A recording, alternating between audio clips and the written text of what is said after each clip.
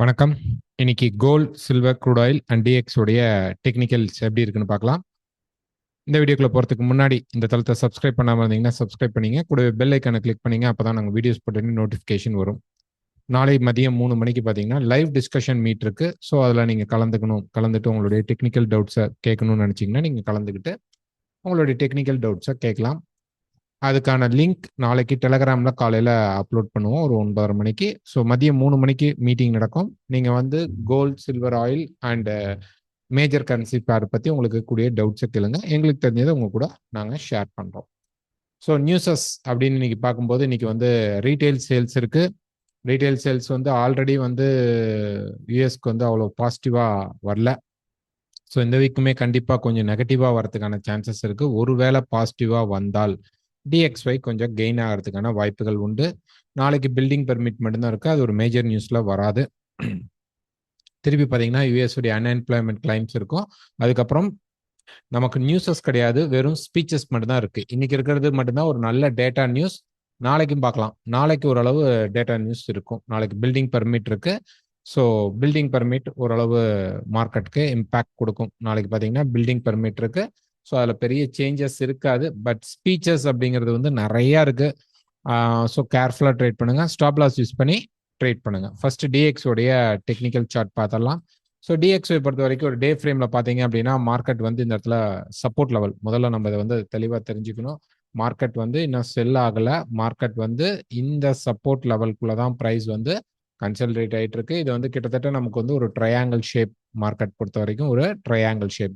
ஒருவேளை இங்கே market support எடுத்தால் மேலே இருக்கக்கூடிய இந்த லெவல் வரைக்கும் மார்க்கெட் போகிறதுக்கான ஹை ப்ராபபிலிட்டி இருக்கு. உடைந்தால் கீழே 103.50 வரைக்கும் வந்துட்டு திருப்பி ரீடெஸ்ட் பண்ணி மார்க்கெட் கீழே இருக்கக்கூடிய இந்த மல்டி சப்போர்ட் லெவல் 103க்கு கீழே இருக்கக்கூடிய மல்டி சப்போர்ட் லெவலுக்கு வந்துட்டு திருப்பி மார்க்கெட் வந்து ரைஸ் ஆகிறதுக்கான வாய்ப்புகள் உண்டு. ஸோ இந்த 2 சப்போர்ட் லெவல் அப்படிங்கிறது வந்து ரொம்ப ரொம்ப முக்கியம். இப்போ ஃபர்ஸ்ட் சப்போர்ட்ல தான் மார்க்கெட் வந்து கிட்டத்தட்ட 3வது தடவை வந்து இப்போ ஹோல்ட் ஆகி நிற்குது. ஃபர்ஸ்ட் டைம் பார்த்தீங்க அப்படின்னா ப்ரைஸ் வந்து பெரிய ட்ரெண்ட் எடுக்கல. ஸோ மார்க்கெட் ஒரு க்ளோ கொடுத்தது. 2வது கண்டிப்பாக ஒரு பெரிய ட்ரெண்ட் கிடைச்சிச்சு. 3வது டைம் இப்போ என்ன பண்ண போகுது அப்படிங்கிறத நம்ம பார்க்கணும். ஸோ டிஎக்ஸ்ஐ பொறுத்த வரைக்கும் இன்னைக்கு வரக்கூடிய நியூஸ் நெகட்டிவாக அமைஞ்சால் கீழே இதை பிரேக் பண்ணுறதுக்கான வாய்ப்புகள் இருக்கும். ஒருவேளை மார்க்கெட்டுடைய டேட்டா பாசிட்டிவாக வந்தாலும் இம்மிடியட்டாக நம்ம இந்த மார்க்கெட்டுக்குள்ளே பை போகக்கூடாது. ஸோ ஒரு 4 ஹவரில் போனோம்னா இந்த மாதிரி ஒரு சேனல் நம்ம இப்போ வரைஞ்சிருக்கோம். இந்த சேனல் நீங்களும் வரைஞ்சி வச்சுக்கோங்க. இன்னைக்கு டேட்டா பாசிட்டிவாக வந்தால் கூட இந்த ஹைக்கு மேலே மார்க்கெட் வந்து பிரேக் ஆகி நிற்கிறானான்னு பார்க்கணும். ஹோல்ட் ஆனானா இந்த இடத்துல மார்க்கெட் வந்து அந்த மல்டி சப்போர்ட் லெவலில் திருப்பி மார்க்கெட் சப்போர்ட் எடுத்து மேலே அந்த டாப் இந்த டாப் வரைக்கும் போகிறதுக்கு 105.6 வரைக்கும் மார்க்கெட் போகிறதுக்கு ட்ரை பண்ண போகுது அப்படிங்கிறத நம்ம தெரிஞ்சுக்கலாம். ஸோ ப்ரைஸ் வந்து இன்னைக்கு இந்த சேனல் பிரேக் ஆகணும். டேட்டா பாசிட்டிவாக வந்தால் கூட சேனல் பிரேக் ஆனால் மட்டும்தான் மார்க்கெட் வந்து மேலே போகும். ஸோ 104.60க்கு மேலே அந்த பிரேக் அவுட்ஸ் நடக்கும் பொழுது தான் நம்ம பார்த்துட்டு இந்த மார்க்கெட் மேலே கெயின் ஆக போகுதுங்கிறத தெரிஞ்சுக்கலாம். இல்லைன்னா மார்க்கெட் உடஞ்சி கீழே தான் வரப்போகுது. ஸோ இது யூஎஸ்க்கு நெகட்டிவான நியூஸாக இருக்கும் பட்சத்தில் நெக்ஸ்ட் பார்த்தீங்க அப்படின்னா ஆயில். ஸோ ஆயில் பொறுத்த வரைக்கும் ஒரு டே ஃப்ரேமில் பார்த்தீங்க அப்படின்னா ப்ரைஸ் வந்து இப்போ அந்த ரெசிஸ்டன்ஸ் தொட்டு கீழே இருக்கக்கூடிய சப்போர்ட் லெவலுக்காக மார்க்கெட் வந்துட்டு இருக்கான். ஸோ ஆயில் பொறுத்த வரைக்கும் பெரிய நியூஸஸ்லாம் கிடையாதுங்க. இது வந்து ஒரு ஆல்மோஸ்ட் ஒரு ஹெட் அண்ட் ஷோல்டர் மாதிரி இருக்கலாம்னா எடுக்கலாம். ஒரு காம்ப்ளெக்ஸ் ஷோல்டராக இருக்கும். இது அவ்வளோதான். ஸோ இந்த இடத்துல மார்க்கெட் கன்சால்டேட் ஆகிட்டு இந்த சப்போர்ட்டை பிரேக் பண்ணனா கீழே இருக்கிற 77லேருந்து மார்க்கெட் 75 வரைக்கும் கீழே ட்ராப் ஆகிறதுக்கான வாய்ப்புகள் இருக்கும். ஸோ இப்போதைக்கு என்ன பண்ணலாம் அப்படின்னு பார்த்தீங்க அப்படின்னா ப்ரைஸில் வந்து இந்த டாப்பரை நம்ம வச்சுக்கலாம். ஓகே. ஸோ இந்த டாப்புக்கும் இப்படி ஒரு லெவல் நம்ம வந்து கிரியேட் பண்ணி வச்சுக்கலாம். ரைட். ஸோ இப்போ இந்த மார்க்கெட் வந்து இங்கே பிரேக் அவுட் ஆகிறான். உங்களுக்கு செல் சான்ஸ் கிடைச்சா எடுத்துருங்க. இல்லை ப்ரைஸ் வந்து இங்கே கீழே வந்துட்டு இங்கேருந்து திருப்பி மார்க்கெட் இந்த மல்டி சப்போர்ட் லெவலை வந்து டெஸ்ட் பண்ணும்போது இந்த இடத்துல செல் சான்ஸ் கிடைச்சாலும் எடுக்கலாம். அல்லது மேலே போய் இந்த சேனலுடைய டாப்பை தொட்டுட்டு இறங்கினாலும் நம்ம செல் ட்ரை பண்ணலாம். 81 பக்கமாக கிடைச்சாலும் பரவாயில்ல. 80 பாயிண்ட் சம்திங்கில் கிடைச்சாலும் இந்த இடத்துல எடுக்கலாம். 79 ஆர் 80 லெவல் 79.90 ஆர் 80 அந்த லெவல் கிடைக்கும் போது நம்ம என்ன பண்ணலாம், செல் ட்ரை பண்ணலாம். ஓகேங்களா. ஸோ இது வந்து ஒரு சப்போர்ட் லெவல். இப்போ மார்க்கெட் இருக்கிறது சப்போர்ட் லெவல் தான், பிரேக் ஆகணும். ஒருவேளை ப்ரைஸ் வந்து நம்ம எதிர்பார்த்த இந்த லெவல் எதுவுமே நடக்காம ப்ரைஸ் இங்கிருந்து சப்போர்ட் எடுத்து மேலே பிரேக் அவுட் பண்றான், இந்த ஹையை பிரேக் அவுட் பண்றான்னா கண்டிப்பா இந்த மார்க்கெட் என்ன ஆகும் அப்படின்னா மேலே போறதுக்கான சான்சஸ் வந்து கிரியேட் பண்ணிடும். ஸோ ஆயில் ட்ரேட் பண்றவங்க கொஞ்சம் வெயிட் பண்ணி பிரைஸ் வந்து கீழே வந்ததுக்கு அப்புறம் ட்ரேட் பண்ணலாம். இல்லை இங்க செல் கிடைச்சிருக்கு எனக்கு அப்படின்னா ஸ்டாப் லாஸ் யூஸ் பண்ணி நீங்க தாராளமா செல் ட்ரை பண்ணலாம். சில்வர். ஸோ சில்வர் பொறுத்த வரைக்கும் ஒரு டே ஃப்ரேம் அப்படின்னு நம்ம போய் பார்க்கும்போது ப்ரைஸ் பாருங்க இங்கே பிரேக் அவுட் ஆகிட்டு பெரிய லெவலில் மார்க்கெட் வந்து மூவ் ஆகலை. ஸோ இங்கேருந்து நமக்கு வந்து ஒரு மார்க்கெட் ரேலி எடுத்தான்.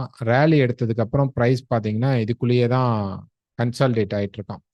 ஸோ ப்ரைஸ் வந்து இன்னும் அவ்வளோ ஆக்டிவ் ட்ரெண்டிங்காக இல்லை. கோல்டு அளவு இல்லை, ப்ரைஸ் வந்து ஆக்டிவ் ட்ரெண்டிங் இல்லை. ஸோ அதனால வந்து அப்கமிங்ல கோல்டுமே நமக்கு இந்த மார்க்கெட் இப்படியே சப்ஸ்டெயின் ஆச்சுன்னா கோல்டுமே கீழே இறங்குறதுக்கான வாய்ப்புகள் இருக்கும். நல்லா புரிஞ்சுக்கணும். ஸோ இது ரெண்டையும் கம்பேர் பண்ணி பார்க்குறோம். ஸோ இப்போ ப்ரைஸ் பார்த்தீங்க அப்படின்னா மேலே போயிட்டு 2 ரிஜெக்ஷன் பாயிண்ட்டை நம்ம வந்து சில்வரில் செக் பண்ணலாம். இந்த டாப் அண்ட் டாப், இந்த டாப் அண்ட் டாப். ஸோ இந்த 2 டாப்ஸ் வந்து நம்ம கிட்டத்தட்ட ஒரு டபுள் டாப் அந்த ஃபார்மேஷனுக்கு வரலாம்.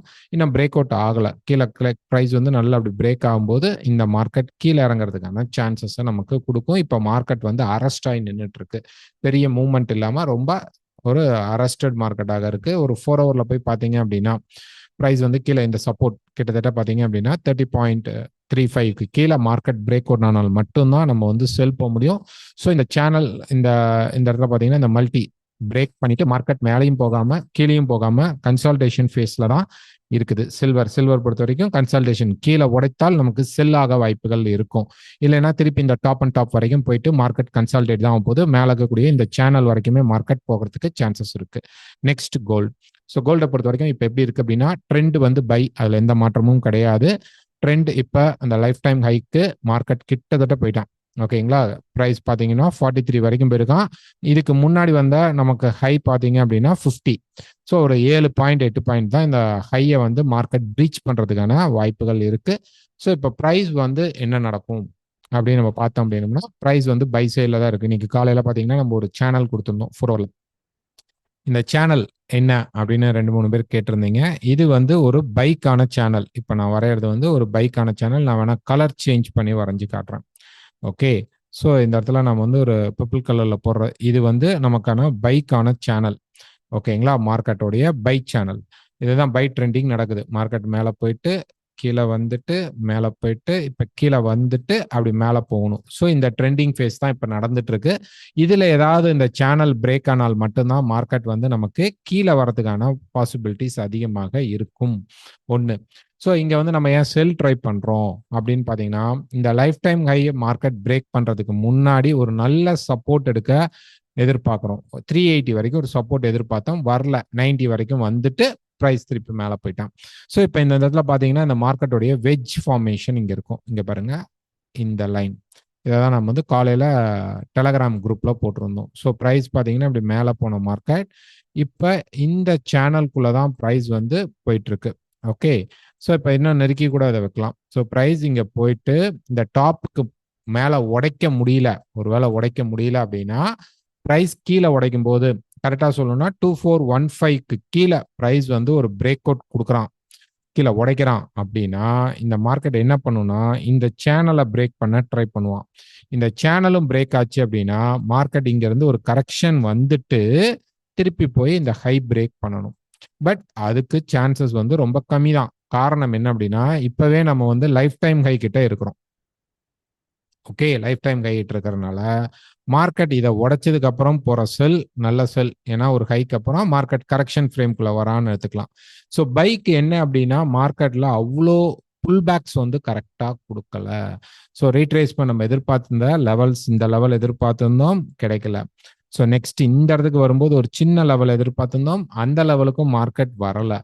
இப்போ அட்லீஸ்ட் ப்ரைஸ் வந்து இந்த லெவலுக்காவது வருவானான்னு பார்த்தா கீழே இது வரைக்கும் வந்துட்டு மார்க்கெட் மேலே போயிடுச்சு.